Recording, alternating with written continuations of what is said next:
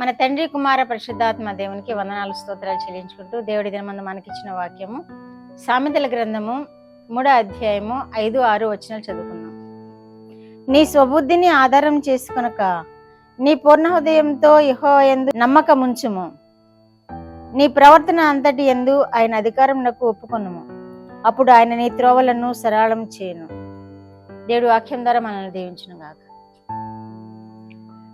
ఈ school year అయిపోయింది, college year కూడా అయిపోయింది. స్కూల్ పిల్లలు కానీ కాలేజ్ పిల్లలు కానీ ఏం చేయాలంటున్నాడు దేవుడు ఇక్కడ? నీ స్వబుద్ధిని ఆధారం చేసుకొనక యెహోవా యందు నమ్మిక ఉంచుము అంటున్నారు. మీరు మీ భవిష్యత్తును కట్టుకోవాలి అంటే మీ స్వబుద్ధితో ఏది చేయకూడదని వాక్యం తెలియజేస్తుంది. స్వబుద్ధితో ఏది నిర్ణయాలు తీసుకోకూడదని వాక్యం తెలియజేస్తుంది. మీరు మంచి భవిష్యత్తు పొందుకోవాలి అంటే, మీరు ఫ్యూచర్లో మంచి ఉన్నత స్థాయికి వెళ్ళాలి అంటే అది దేవుని వల్లనే కానీ మన స్వబుద్ధి వలన కాదు అని మనం గ్రహించుచున్నాం. మనకు బాగా తెలుసు, దేవుడు ఆశీర్వదింపబడిన వారు ఉన్నతమైన స్థితిలో ఉంటారు. స్వబుద్ధిని ఆధారం చేసుకుంటే అది నెరవేరితే నెరవేరవచ్చు, నెరవేరకపోతే నెరవేరకపోవచ్చు.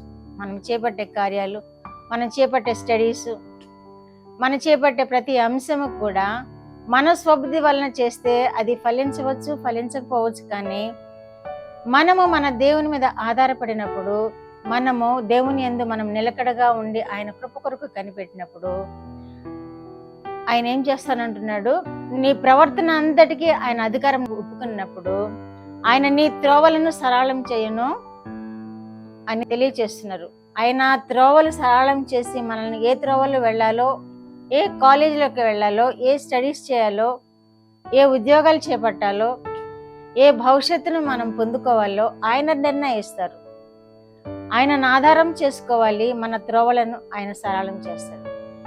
ఆయనను ముందు పెట్టుకున్నప్పుడు మన మార్గములన్నింటినీ ఆయన నడిపిస్తాడు. మనకి ముందుగా ఉంటాడు.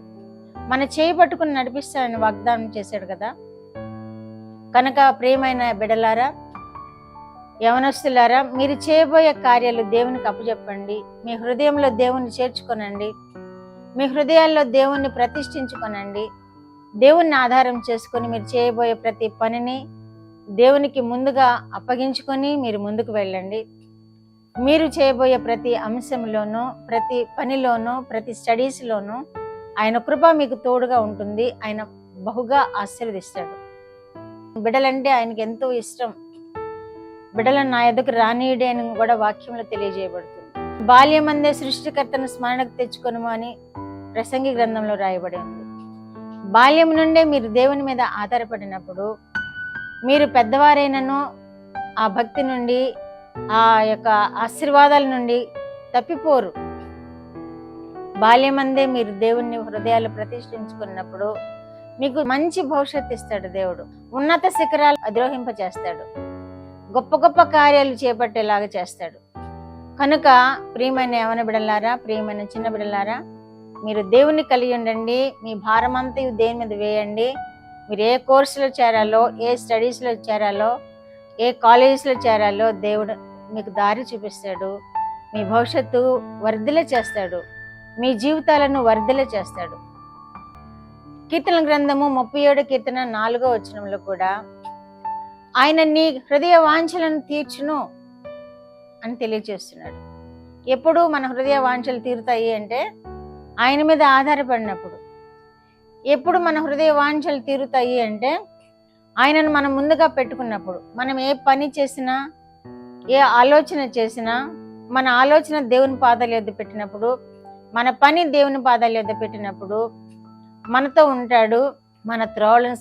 మన త్రోవలను సరళం చేయడం మాత్రమే కాదు, ఆయన నీ హృదయ వాంఛను తృప్తిపరచునని కూడా, తీర్చునని కూడా తెలియచేయబడుతుంది. కనుక దేవుని ఆధారం చేసుకోండి. మీ జీవితంలో ఆశీర్వాదకరమైన జీవితాలు పొందడానికి దేవుని కృప పొందండి. దేవునికి మీ హృదయాలను సమర్పించండి. దేవుని చేత ఆశీర్వదింపబడండి. ఈ భూమి మీద దేవుని కృపలో వర్ధిల్లండి. ప్రార్థన. మా దేవ, మా ప్రియ పరలోక ప్రభువా, మీ పరిశుద్ధ పాదములకు వందనాలు నాయనా. మాకు ఇచ్చిన వాక్యం కొరకు వందనాలు ప్రభువా. వినిచిన బిడ్డలు కూడా నాయనా ఆశీర్వాదకరమైన జీవితములు జీవించగలిగినట్లును యవన బిడ్డలను మీరు ఆశీర్వదించమని యేసుక్రీస్తు వారి పేరిట ఈ మనవులు మీ పాదముల యొద్ద వేడుకుంటున్నాను పరమ తండ్రి. ఆమేన్.